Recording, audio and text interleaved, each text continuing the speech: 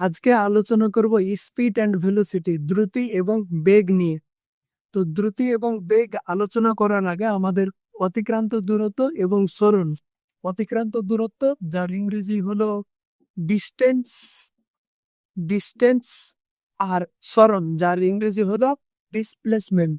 এই দুটার কনসেপ্ট এর ব্যাপারে আমাদের জানতে হবে। মনে করো এটা হলো বাড়ি, তোমার বাড়ি, আর এটা হলো তোমার স্কুল। এখানে বাড়ি আছে এবং এখানে স্কুল আছে। তুমি যখন বাড়ি থেকে স্কুল যাচ্ছ, তুমি মনে করো এই পথ বরাবর যাচ্ছ, কিংবা তোমার এই পথে যাওয়ার মন হলো না, তুমি এই পথ বরাবর যাচ্ছ, মাঝখানে কোনো কিছু নেই, ঠিক আছে, মরুভূমি। আবার এই পথেও তোমার যাওয়ার মন হলো না, তুমি যাচ্ছ এই পথে, একবারে ঘুরে ঘুরে ঘুরে ঘুরে যাচ্ছ।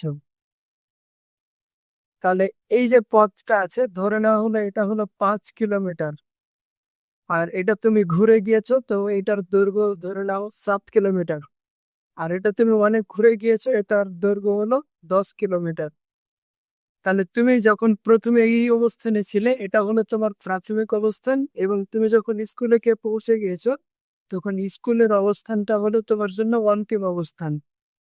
এবার অতিক্রান্ত দূরত্বের সংজ্ঞাতে বলা হচ্ছে যে প্রাথমিক অবস্থান এবং অন্তিম অবস্থানের মধ্যবর্তী দূরত্ব। আর সরণের সংজ্ঞাতে বলছে প্রাথমিক অবস্থান এবং অন্তিম অবস্থানের সরলরেখিক দূরত্ব।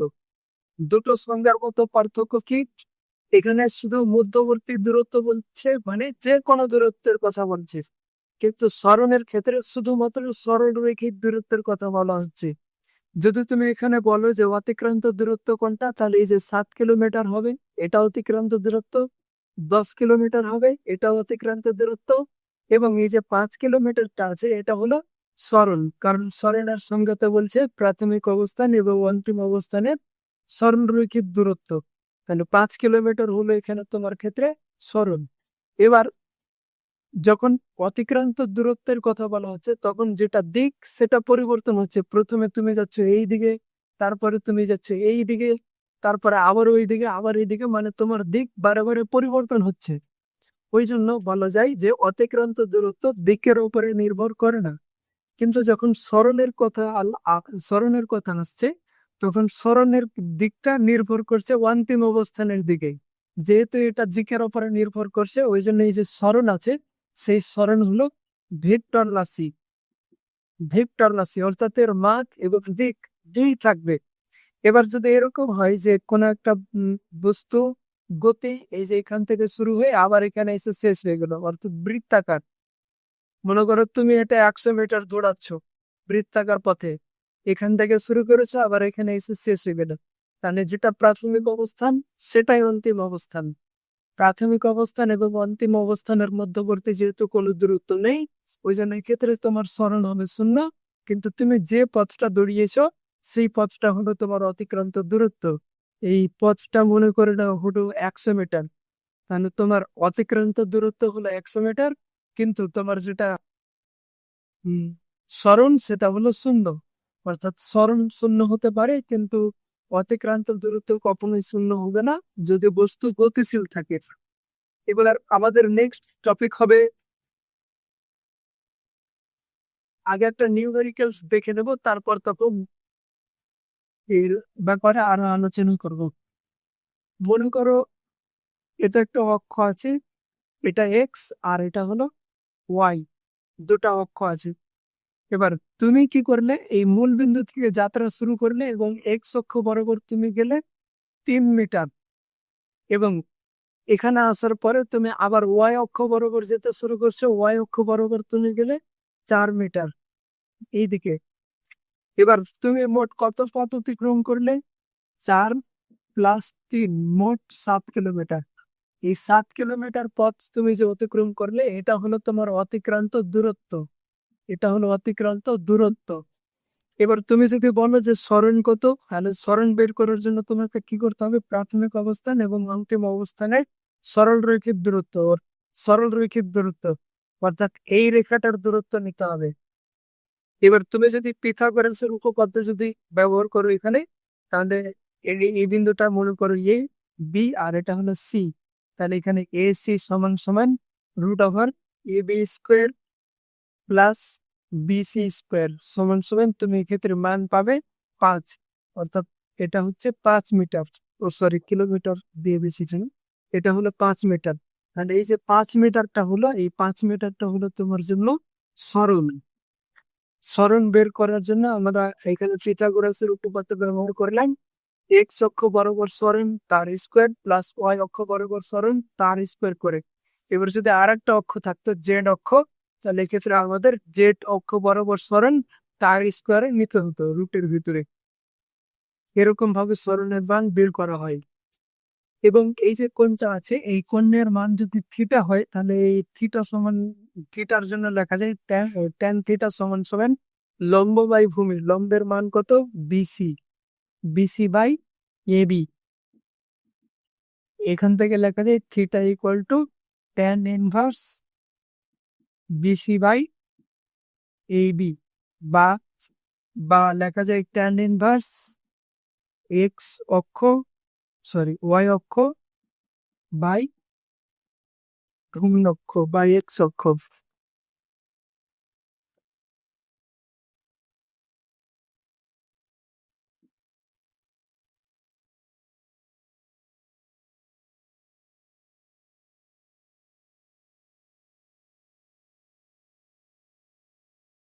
এবার আলোচনা করব বেগ এবং দ্রুতি নিয়ে।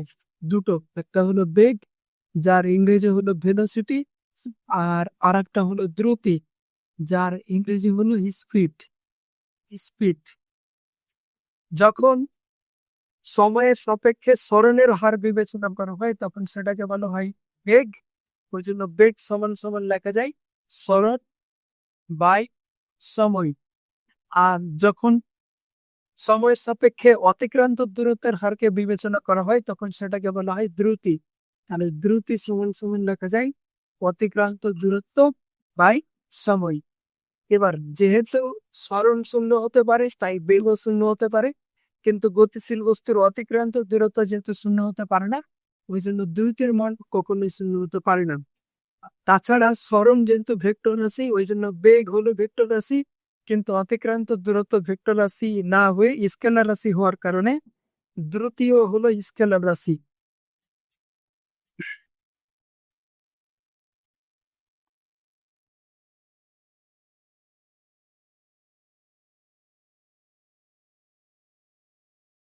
এবার যদি কোনো বস্তুর ক্ষেত্রে সরণ এবং অতিক্রান্ত দূরত্ব যদি সমান হয়, সমান হচ্ছে মানে কি, মনে করো কোন একটা বস্তু সরল রেখা বরাবর চলছে, তাহলে এই বস্তুর ক্ষেত্রে অতিক্রান্ত দূরত্ব আর সরণ দুটোই একই হবে। দুটোই একই হওয়ার কারণে এটা মনে করো ই অবস্থান, এটা হলো বি অবস্থান। তাহলে দুটোই একই হওয়ার কারণে বেগ আর দ্রুতি এই দুটো একই হবে। তাহলে বলা যায় যে যদি কোনো বস্তু সরলরেখা বরাবর গতিশীল থাকে তাহলে তার অতিক্রান্ত দূরত্ব সরণ সমান এবং বেগ ও দ্রুতি সমান। কিন্তু যদি এরকম হয় যে মনে করো এ থেকে বি অবস্থানে যাচ্ছে, এবার যদি কোনো বস্তু এরকম হয় যে সেটা এ থেকে বিতে যাচ্ছে, কিন্তু মাঝখানে এ থেকে এই বিন্দুতে আসার কারণে এই বিন্দুকে নাম নিয়ে নিলাম সি, এই বিন্দুর নাম নিয়ে নিলাম ডি। এ থেকে যখন সি তে আসছে তখন সে টি1 সময়ের মধ্যে আসছে এবং এই দূরত্বটা হলো L1। যখন সি থেকে ডি তে আসছে তখন তাকে সময় লাগছে টি2, এবং এই দূরত্বটা হয়ে গেল, ধরো এই দূরত্বটা ধরো হলো L2। এবং যখন ডি থেকে দুই বিন্দুতে আসছে তখন সময় লাগছে টি3, এই দূরত্বটাকে ধরে নেওয়া হলো L3। তাহলে এবার যদি বলা হয় যে বেগ কত, তাহলে এখানে বেগের কনসেপ্ট না এসে এখানে আসবে গড় বেগের কনসেপ্ট। তাই এখানে গড় বেগ সমান সমান লেখা যাবে মোট সরণ। মোট সরণ কত, L1 plus L2 plus L3 by মোট সময় T1 plus T2 plus T3। এটা হলো অঙ্কের জন্য খুব গুরুত্বপূর্ণ। এবার বেগের একক কি? বেগের একক সমান সমান সরণের একক বাই সময়ের একক। সরণের একক হলো মিটার, এসআই পদ্ধতিতে হলো মিটার এবং সিজিএস পদ্ধতিতে হলো সেন্টিমিটার। সময়ের একক হলো সেকেন্ড, এবং সিজেস পদ্ধতিতে হলো সেকেন্ড। তাহলে বেগের যেটা এসআই একক এটা হলো এসআই, আর এটা হলো সিজিএস। বেগের যেটা এসআই একক সেটা হলো মিটার পার সেকেন্ড, যেটা সিজিএস একক সেটা হলো সেন্টিমিটার পার সেকেন্ড। এবার সরণ এবং অতিক্রান্ত দূরত্ব দুটোরই একক একই হওয়ার কারণে বেগ এবং দ্রুতি এই দুটার একক একই। বেগেরও এসআই একক মিটার পার সেকেন্ড, দ্রুতিরও এসআই একক মিটার পার সেকেন্ড। এবার এক্ষেত্রে একটা খুব গুরুত্বপূর্ণ ধারণা, যেটা হলো যে সমদ্রুতিতে সম্পন্ন বস্তু সমবেগ সম্পন্ন নাও হতে পারে। এটা আমরা উদাহরণের মাধ্যমে শিখব।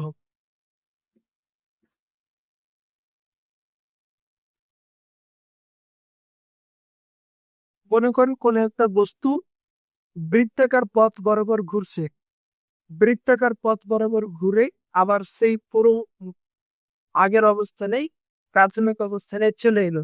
তাহলে এক্ষেত্রে বেগ শূন্য হয়ে গেল, বেগ শূন্য হয়ে গেল। এবার এই যে বস্তুটা এখান থেকে এখানে গিয়ে আবার যে এখানে ফিরে আসছে, এক্ষেত্রে ধরে নেওয়া হলো যে তার যেটা দ্রুতি সেটা হলো সমান। দ্রুতি সমান হওয়ার কারণে এটাকে বলা হবে সমদ্রুতি, কিন্তু এটাকে সমবেগ বলা হবে না, কারণ বেগ অলরেডি শূন্য হয়ে গেছে। এই জন্য বলা হয় যে সমদ্রুতিতে সম্পূর্ণ বস্তু সমবেগ সম্পন্ন নাও হতে পারে। শেষ। নাইস।